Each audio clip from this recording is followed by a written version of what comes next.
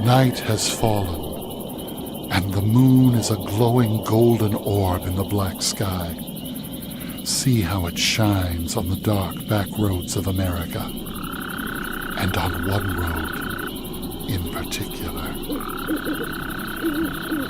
Come with us, and we'll take a walk down the moonlit road, for the night is waiting, and the moon is full. The Moonlit Road presents Episode 22, The Click-bok Tree, written and told by Lester Thomas.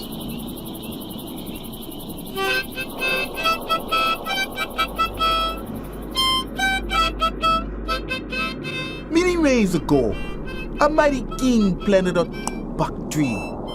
For those of you who don't know, a click-bok is an acorn tree. This tree was planted on the day that his son was born. And the king prayed and believed that the tree would protect his family. And she did. And when the king died, his son buried him under the shade of the click-bok tree, so that even in death, the mighty king could protect his family. Whenever the son needed a spear, he would use the wood from the click-bok tree and would be protected from the lion and the tiger. Whenever the son went to battle, he would always trick his enemies back to the click-bok, where they'd be entangled in her low branches, and the son would always win his battles. One day, strange-looking men came with powerful magic, sticks that made lightning. The son tried to lure them to the click-bok, but they wouldn't come. Instead, they took his wife and his sons. The son attacked with the fierceness of the tiger, but the lightning sticks were too powerful. And just before he died, he gave his son a nut from the click-bok tree. And he told him, "Plant this where you plant yourself." And that's what the son did.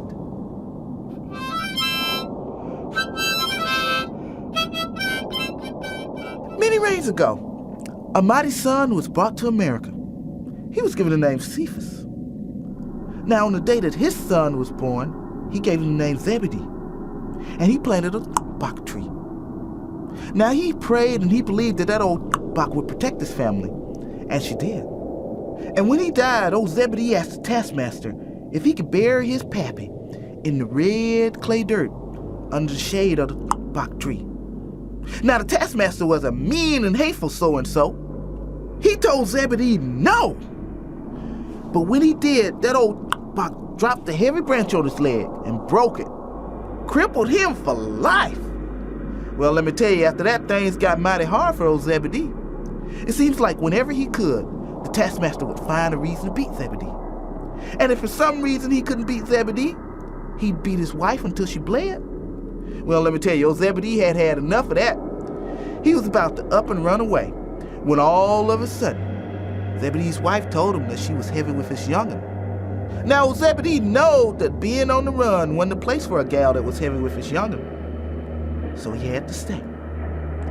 Now, on the very same cold October day that Zebedee's young'un was born, you know that mean old taskmaster made his wife get out and work the fields? Well, let me tell you, she strapped that baby up to her, and she headed off towards the fields. But when that mean old hateful so-and-so of a taskmaster saw that, he blocked the way. He said, "Gal, don't you know the fields ain't no place for no newborn baby? And you can't take them back because you done had enough time off having them. Put them over there in an old horse trough underneath that tree y'all love so much. That way can't nothing crawl in and get them." Well, let me tell you, old Zebedee's wife was fearing of beating, so she did what he said. And she went out in the fields, being careful not to go out too far so she couldn't hear a baby or crying. Well, let me tell you, she had work for most of the day when all of a sudden it started to rain. Not just a sprinkle, mind you, but a downpour. Lord have mercy, it was raining so hard, the animals started pairing up and head toward the nearest mountain. Well, let me tell you, old Zebedee's wife was enjoying the coolness of the rain when all of a sudden she remembered her young'un. Well, let me tell you, that gal started running back towards that old young'un, but that mean old taskmaster blocked the way. He said, "Gal, you better get back in them fields." And she pleaded with him. She said, "Mr. Taskmaster, I gotta get to my baby before he catches his death in cold." Well, let me tell you, that mean old taskmaster just cracked his whip. And he said, "Gal, that baby'll be all right. Now you get back in them fields. Besides, can't you hear me bawling?" And just then, the crying stopped. Well, let me tell you, when Zebedee's wife heard that, she let out a wail. She said, "Lord have mercy, my baby done drowned in that old horse trough." Well, let me tell you, when old Zebedee and the others heard this, they stopped their work in the field and they started a heading for that old taskmaster. Well, let me tell you, that old taskmaster was fearing a lynching. So he pulled out his 6-shooter and he shot twice into the air. Pow! Pow! Well, let me tell you, then he pointed his gun at that crowd and he said, "The next one of you make a step, I'ma fill you with lead." Well, he had bit more got them words out of his mouth when all of a sudden he heard a sound behind him.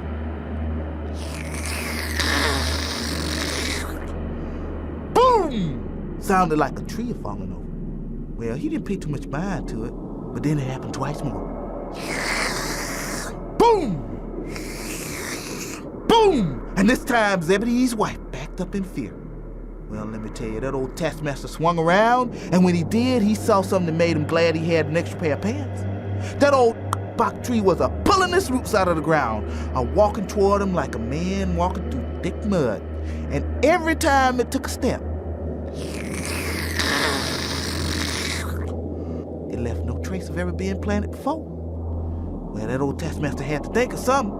So he pulled out his 6-shooter and he shot dead into the heart of that old tree. Well, let me tell you, that old tree backed up and let out a god-awful sound. Sounded like a man died and wood splitting all rolled up into one. And then she took another step. Boom! And this time he fired 2 rounds dead into the heart of that old tree. Well, let me tell you, that old tree sort of staggered backwards. And then she took another step. Boom! And this time it was close enough for the taskmaster to reach out and touch. And that was a mad bit too close.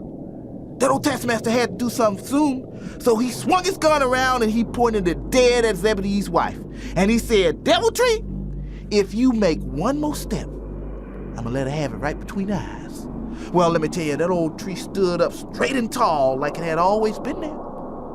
And then he turned and he looked at Zebedee and he said, "Zebedee, it's your pappy's fault for planting this old devil tree.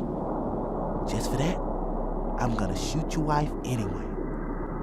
And he pointed that gun at that gal and he pulled the trigger and the gun exploded with a loud bang and the bullet came rushing out only to be caught by the low-hanging branch of the bok tree. Well, let me tell you, he swung around and looked at that old tree and he butted his gun dead up against the bark of that old tree. And he says, "Now I got you, devil tree." And he grinned and he slowly pulled the trigger and the gun let out a loud click. See, old Buck had been counting on this. She had been counting the bullets.